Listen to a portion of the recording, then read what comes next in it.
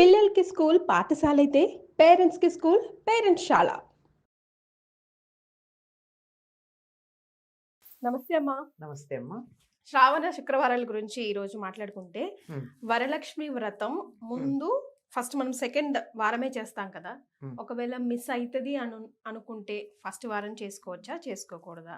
ఒకవేళ సెకండ్ వారం మిస్ అయితే మళ్ళీ ఎప్పుడు చేసుకోవాలి? ఇలాంటివి కామన్ సందేహాలు వస్తా ఉంటాయి. అసలు సెకండ్ వారం, ఫస్ట్ వారం అని కాదమ్మా లెక్క. హ్మ్. పౌర్ణమికి ముందొచ్చే శుక్రవారం అని లెక్క. అచ్చా! ఒక్కొక్కసారి శుక్రవారం నాడే శ్రావణ మాసం వచ్చిందనుకో, హ్మ్. అప్పుడేమవుతుంది మూడో వారం అవుతుంది. హ్మ్. అంటే పౌర్ణమికి దగ్గరగా ఉండే వారం మాత్రమే, పౌర్ణమికి ముందు ఉండేటటువంటి వారం చేసుకోవడం ప్రశస్తం. అమ్మవారు చెప్పింది కదా కల్లో కనపడి, హ్మ్. పూర్ణిమకు ముందు వచ్చే శుక్రవారం అంది. హ్మ్. అది ఒకటా, రెండా, ఒక్కోసారి మొదటి వారమే రావచ్చు అట్లా. హ్మ్. హ్మ్. హ్మ్. హ్మ్. అంతే కదా! అంతే కదా! శనివారం మొదలైందనుకో శ్రావణ మాసం అమ్మ. మొదలయ్యి కొంచెం తిథులు ఒక్కొక్కప్పుడు తక్కువ ఉంటాయి కదా నిడివి. హ్మ్. అలా ఉందనుకో, అప్పుడు మొదటి వారమే అవ్వచ్చు. చెప్పలేం. హ్మ్. కనుక లెక్క ఏమిటంటే పూర్ణిమకి ముందు ఉండేటటువంటి శుక్రవారం. హ్మ్. ఆ రోజు వరలక్ష్మి వ్రతం చేసుకోవాలి. కానీ ఆషాఢ ఆహ్, అమావాస్య నుంచి మామూలుగా లెక్క పెట్టుకుంటే 15 డేస్ అంటే సెకండ్ వారం ఇన్ జనరల్‌గా వస్తది ఇన్ కదా! జనరల్ వస్తుంది. అప్పుడప్పుడు మారుతుంది అది నేననేది. హ్మ్.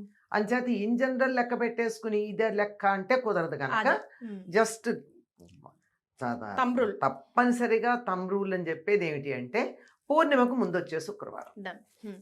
ఆ శుక్రవారం నాడు చేసుకుంటారు. హ్మ్. ఒకవేళ కుదరకపోతే తరువాత వచ్చే శుక్రవారం చేసుకోవచ్చు. హ్మ్. అది కుదరని వాళ్ళు సాధారణంగా మొదటి వారం కుదరదే ఈ పూర్ణిమ ముందు వచ్చే శుక్రవారం కుదరని వాళ్ళు 4గో వారం చేసుకుంటారు. అప్పుడైనా చేసుకోవచ్చు. అమ్మ. హ్మ్. నేను తప్పనిసరిగా ప్రతి సంవత్సరం చేసుకోవాల్సిందేనా? ఒక సంవత్సరం చేసుకొని వదిలేయొచ్చా? ఇది హ్మ్. వ్రతమేం కాదు కదమ్మా! హ్మ్. అదే వ్రతమే. నోము కాదు కదా! హ్మ్. హ్మ్. నోమైతే పట్టిన తర్వాత తప్పనిసరిగా చేసుకొని తీరాలి. ఓకే. ఇంట్లో ఎవరైనా ఒకరైనా కంటిన్యూ చేస్తూ ఉండాలి. చేస్తూ ఉండాలి. వ్రతానికి అవసరం లేదంటారా? వ్రతం మనం ఓ నియమం పెట్టుకున్నాం చేసుకుంటాం. హ్మ్. వీలు కానప్పుడు పర్వాలేదు. ఓకే. ఒక్కొక్క సంవత్సరం వీలు కాదమ్మా. ఇంట్లో ఏవో శుభమో, అశుభమో ఏదో జరిగి కుదరదు. హ్మ్. మునిగిపోయిందేం లేదు. హ్మ్. వచ్చే ఏడాది చేసుకోవచ్చు. దండం పెట్టుకుంటాం. మనకి ఆ టైంకి ఎలాగో మనసు ఇలా కొంచెం గిలి ఉంటుంది. అవునమ్మా. అలా ఉన్నప్పుడు అమ్మవారిని తలుచుకుని దండం పెట్టుకుంటే చాలు అంతే. హ్మ్. అంతేగాని అయ్యో! ఈ సంవత్సరం చేయలేదు. నాకేదన్నా కష్టం వస్తుందేమో, నష్టం వస్తుందేమో, ఇబ్బందొస్తుందేమో, అమ్మవారు శపిస్తుందేమో, ఇలాంటి పిచ్చి ఆలోచనలు పెట్టుకోనక్కర్లా. అసలు వరలక్ష్మి వ్రతం, వరాలిచ్చే వ్రతం అని చెప్తా ఉన్నారు గదా! హ్మ్. ఏమేం వరాలిస్తారు? ఎవరెవరు చేయాలి? ఆవిడ వరలక్ష్మి అంటే శ్రేష్టమైన లక్ష్మి అని అర్థం. హ్మ్. వర అంటే శ్రేష్టం.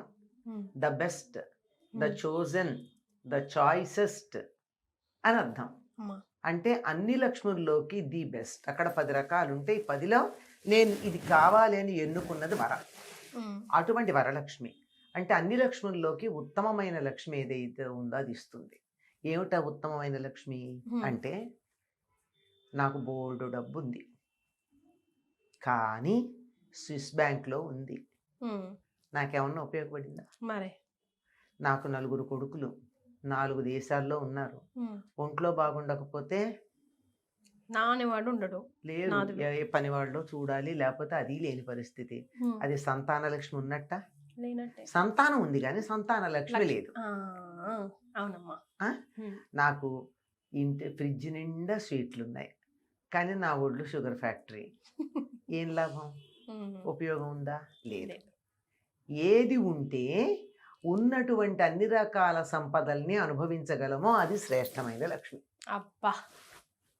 భలే చెప్పారు నిజంగా. ఆ! అన్నీ ఉండి అల్లు నోట్లో శని అంటూ ఉంటాం గదా! అదే. హ్మ్. అది లేకుండా ఉన్నది అనుభవించాలి. ఉన్నవాళ్ళు ఒకళ్ళో ఇద్దరో పిల్లలు నేను పిలిస్తే పలికేటట్టుగా నాకు రోజు అమ్మా, నాన్న అని పలకరించేట్టుగా ఉంటే అది సంతాన లక్ష్మి. హ్మ్. నాకున్న విద్య నేను హాయిగా బతికి 10 మందికి నేను మంచి మాటలు చెప్పడానికి ఉపయోగపడితే ఆ విద్యాలక్ష్మి ఉన్నట్టు. హ్మ్. నాకున్నటువంటి ధాన్యం నేను హాయిగా తిని 10 మందికి పెట్టి వాళ్ళు నన్ను చూసి కడుపు చల్లగా మంచి భోజనం పెట్టావనేట్టుగా నాకు ధాన్యం ఉంటే అప్పుడు ధాన్యలక్ష్మి ఉన్నట్టు. హ్మ్. పాడైపోకుండా. ఇలా ప్రతిదీ కూడా నాకున్నది నాకు ఉపయోగపడుతూ దాన్ని నేను నలుగురికి వినియోగించగలిగినటువంటి శక్తి నాకొచ్చేది ఏదైతే ఉందో అది శ్రేష్టమైన లక్ష్మి. అటువంటి శ్రేష్టమైన లక్ష్మి ఏమిటి అంటే వరలక్ష్మి వ్రత కథలో ఉంటుంది. అమ్మ. అమ్మవారు చెప్తుంది కదా, ఉమ్, ఆ అమ్మాయి పేరు చారుమతి. ఉమ్, అంటే మంచి బుద్ధి కలిగింది. ఉమ్, మంచి బుద్ధి కలిగింది గనకే అత్తగారులని మామగారిని బాగా చూసుకుంది. భర్తకు అనుకూలంగా ఉంది, ఉన్న దాంతో తృప్తిగా ఉంది, గయ్యాళిగా ఉండేది కాదు, ఉమ్, ఉమ్, ఎప్పుడు మంచి మాటలే మాట్లాడేది, ఎవరితో దెబ్బలాడేది కాదు. ఉమ్, ఇవి లక్ష్మి ఉండడానికి కారణాలు. ఉమ్, ఇవి ఉన్న వాళ్ళ దగ్గర లక్ష్మి ఉంటుందమ్మా, ఉమ్, అంతే. అంతే. అలా ఉన్నది గనక నీకు దయతలిచాను, నువ్వు వ్రతం చేసుకో, నిన్ను అనుగ్రహిస్తాను, ఫలానా రోజున చేసుకోమని చెప్పింది. ఉమ్, ఈవిడ చారుమతి కదా, మంచి బుద్ధి కదా, ఉమ్, అంచేత ఇంట్లో పెద్దవాళ్ళకి చెప్పింది, ఇట్లా కలొచ్చిందండి చేసుకోనా అని. ఉమ్, వాళ్ళు చేసుకోమన్నారు. అంటే వాళ్ళ సపోర్ట్ ఉంటే బాగా చేసుకోవచ్చు కదా. yes. తర్వాత నువ్వు చేసుకో అని అమ్మవారు చెప్పింది కానీ ఈ అమ్మాయి ఏం చేసింది, ఊళ్ళో వాళ్ళందరికీ చెప్పి అందరూ రండి. ఉమ్, అంటే నాకు వచ్చేటటువంటి మేలు 10 మందికి కలగాలని కోరుకోవడం మంచి బుద్ధి. అందుకే ఆవిడికి కనపడింది. ఉమ్, ఈ వ్రతం అంతా అయ్యాక ఏం జరిగింది, Hmm. ఒక ప్రదక్షిణం చేస్తే వాళ్ళకి అందెలు వచ్చాయి కాలికి, Hmm. రెండో ప్రదక్షిణం చేస్తే ఒళ్ళంతా నగలు వచ్చాయి, ఉమ్, మూడో ప్రదక్షిణం చేసేప్పుడు బయట గోలగోలగా ఉంది. ఉమ్, ఏమిటి గోలంటే తీసుకెళ్ళడానికి భర్తలు వచ్చారట వీళ్ళందరికీ. ఉమ్, అంటే వ్రతానికి వచ్చేటప్పుడు ఒకళ్ళు వచ్చారు, తీసుకెళ్ళడానికి భర్తలు వచ్చారు. అన్నిటికన్నా గొప్ప సంపద ఏమిటి, సౌభాగ్యం. ఏమిటి, పసుపు కుంకుమలు కదా. పసుపు కుంకుమ. సరే, ఆ. భర్తలు భార్యలు తీసుకెళ్ళడానికి భర్తలు వచ్చారే, ఇంతకన్నా గొప్ప సంపద ఆడవాళ్ళకి ఏం కావాలి, మరే. కొంగున భర్తను కట్టేసుకోవడాన్ని మించిన సంపద ఏం కావాలి. ఉమ్, వచ్చేప్పుడు వాళ్ళు దింపారో లేదో తెలియదు, మరే. వీళ్ళంతటి వీళ్ళే పాపం కష్టపడి వచ్చారు. మరే. ఇప్పటికీ వాళ్ళ భర్తలకి భార్యల మీద ప్రేమ పెరిగిపోయి తీసుకెళ్ళిపోవడానికి ఇంటికి వచ్చారు. మరే మీరు లేని ఇల్లు మేము చూడలేము అన్నట్టు. అన్నట్టు, నువ్వు లేకపోతే ఉండలేనన్నట్టు. ఉమ్, ఇంతకు మించిన సౌభాగ్యం ఏ ఆడదానికైనా ఉంటుందా. ఉండదమ్మా. బోల్డ్ నగలు ఉన్నాయి, బ్రహ్మాండమైన ఇల్లు ఉంది, మంచి చీరలు కట్టుకుని నగలు పెట్టుకుని భర్త ఇంటికే రాకపోతే ఆవిడకి ఆ నగలు ఎందుకు, ఆ చీరలు ఎందుకు మరే. కదా. అంతే కదా. కనుక భార్యల్ని తీసుకెళ్ళడానికి భర్తలు వచ్చారు అన్నది అన్నింటికన్నా గొప్ప సంపదమ్మా. ఉమ్, అది వరలక్ష్మి, శ్రేష్టమైనటువంటి లక్ష్మి. అన్నిటికన్నా మించింది ఏమిటో తెలుసా, అమ్మా. ఇల్లాలి ముఖాన చిరునవ్వు అన్నది ఇంట్లో వాళ్ళందరూ ఆనందంగా ఉంటే ఉంటుంది. అటువంటి చిరునవ్వుని కలిగించే వ్రతం వరలక్ష్మి వ్రతం. సూపర్. ఉమ్. అయితే థంబ్ రూల్స్ గా మనం గుర్తుపెట్టుకోవాల్సిన నియమాలు ఏంటమ్మా వరలక్ష్మి? ఇప్పుడు తోరంకి దగ్గర నుంచి చాలా రూల్స్ ఉంటాయి కదా, అంటే పర్ఫెక్ట్ గా మనం చేయదగ్గని చేయాల్సినవి. ఇందులో ఇంకోటి ఏంటి, మీరు అసలు గమనించాల్సిన విషయం ఒకటి ఏంటంటే, అమ్మా. ఇందులో అది మగధ దేశం, ఉమ్, కుండిన నగరం, ఉమ్, ఆవిడ పేరు చారుమతి. ఉమ్, ఇన్ డీటెయిల్స్ ఉన్నాయా? ఉమ్. చారుమతి గారు మొగుడు గారి పేరేంటి? ఏం పేరమ్మా? లేదు, పేరు మెన్షన్ చేయలేదు కదా. లేదు కదా. ఉమ్, అంటే ఉమ్, ఎవరికి ఇంపార్టెన్స్ ఉందో వాళ్ళ పేరే చెప్తారు మన దేశంలో. ఉమ్. ఆడవాళ్ళ నాయకత్వం ఉన్న చోట ఆడవాళ్ళ పేరే చెప్తారు. కనుక ఆడవాళ్ళని అనగదొక్కలేదండోయ్, మరే. ఎంత ఇంపార్టెన్స్ ఇచ్చారో చూడండి. ఉమ్. ఆ? ఇది 100%. 100%. ఉమ్, ఇక్కడ స్త్రీ ప్రధానం కనుక స్త్రీ పేరే ఉంది, ఉమ్, ఆయన పేరు లేదు. ఉమ్. అది విషయం. ఇది ఆడవాళ్ళందరూ గుర్తుపెట్టుకోండి. మరే. మనం అంత చక్కగా ఉంటే మన పేరే వస్తుంది కానీ కౌసల్య సుప్రజారామ అన్నట్టుగా దశరథ సుప్రజారామ అనలేదు కదా. మరే. అది గుర్తుంచుకోవాలి. ఉమ్. ఇంకా తంబ్రూలు అని చెప్పారు కదా, ఉమ్. దీనికి కూడా కలుషం. కలశం పెట్టుకునే వాళ్ళు పెట్టుకుంటారు, లేని వాళ్ళు పెట్టక్కర్లా. ఉమ్, పసుపు గౌరిదేవినే చేసుకుంటారు లక్ష్మీదేవిగా. మీకు తోచినన్ని అలంకారాలు చేసుకోవచ్చు, చక్కగా పూజ చేసుకోవచ్చు. లక్ష్మీ సంబంధమైన పూజ, లక్ష్మీ అష్టోత్తరం, ఓపిక ఉంటే సహస్రనామాధికాలు చేసుకుంటారు.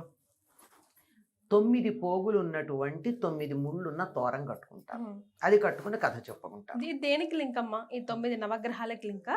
లేదమన్నా 9 శ్రేష్టమని అంటే శ్రేష్టమని. లక్ష్మీదేవికి సంబంధించిన 9 నామాలు చెప్పుకుంటారు అక్కడ. ఉమ్, చెంచలాయన మహా ప్రథమ గ్రంథిం పూజయామి అని చెప్తూ 9 గ్రంథులకి 9 నామాలు చెప్పి ఆవిడికి కమలాలయాయన మహా ద్వితీయ గ్రంథిం పూజయామి అని వస్తుంది. అట్లా వచ్చి ఆ పూజ అయిన తర్వాత దాన్ని ఆ పూజ చేసిన తర్వాత ఉమ్, ఎలాగో అమ్మవారికి ఒకటి ఇచ్చి ఒక ముత్తైదుని పెట్టుకుంటారు కనుక ముత్తైదుకి ఒకటి ఇవ్వడానికి ఉంచి తాను కట్టుకుని అప్పుడు కథ చదువుకుంటారు. ఈ చెప్పిన కథ ఏదైతే ఉందో చారుమతి కథ, ఉమ్, అది చదువుకుంటారు. ఇక్కడ సాధారణంగా పూజ చేయించినటువంటి బ్రాహ్మణుడికి 12 కుడుములు వాయినం ఇస్తారు. ఉహుం. ఇక్కడ ఎందుకో కానీ తోరానికేమో 9 పోగులు 9 ముడులు ఉంటాయి. ఉమ్, కుడుములు మాత్రం 12 ఉంటాయి. ఉమ్, అలాగే 12 చెప్పినటువంటి పూజ చేయించిన బ్రాహ్మణుడికి అలాగే 12 కుడుములు వాయినంగా అమ్మ ముత్తైదులకు. ముత్తైదుకి ఇస్తారు. ఈ కుడుముల బదులు ఎక్కువగా పూర్ణం బూరెలు ఇస్తూ ఉంటారు. ఉమ్, తప్పనిసరిగా ఈరోజు పూర్ణం బూరెలు చేసి అమ్మవారికి నివేదన చేసి ఎలాగో పనవాన్నం లాంటివి ఉండనే ఉంటాయి. ఉమ్, ప్రత్యేకత ఏమిటంటే పూర్ణాలు. ఉమ్. ఈ పూర్ణాలు చేసి ఇవి కూడా శనగపప్పుతో కాకుండా పెసరపప్పుతో చేసే పద్ధతి ఉంది. పూర్ణాలు. పోలి పూర్ణం బూరెలు అంటారు. ఉమ్, ఉమ్, అవి చేసి ఉమ్, వాటిని వాయినంగా ఇచ్చేటటువంటి పద్ధతి మనకి ఉందమ్మా. ఉమ్. ఇప్పుడు ఈ తోరం మన చేతికి కట్టుకుంటాం కదమ్మా తోరంకి, అది ఎప్పుడు తీసేయొచ్చు? సాధారణంగా వినాయక చవితి నాడు తీస్తారమ్మా. అప్పటి వరకు పెట్టుకోవాలి. అప్పటి వరకు ఈ ఉమ్, మంగళవారం తోరాలు కానీ శుక్రవారం తోరాలు కానీ అవన్నీ వినాయక చవితికి పెట్టుకుంటారు. తీయడం. ఉమ్.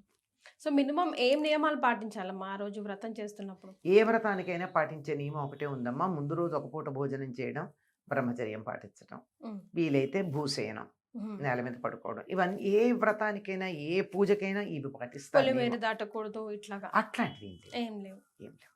ఉమ్, అస్సలు ఇవన్నీ చక్కగా వేడుకగా చేసుకునే వ్రతాలు. అంత ఇలా బంధించేసి అమ్మో ఇలా చేస్తే ఇలా అయిపోతుందని భయపెట్టేటటువంటివి ఏం లేవు. హాయిగా సంతోషంగా చేసుకునేవి. చాలా సంతోషం అమ్మా, ధన్యవాదాలు.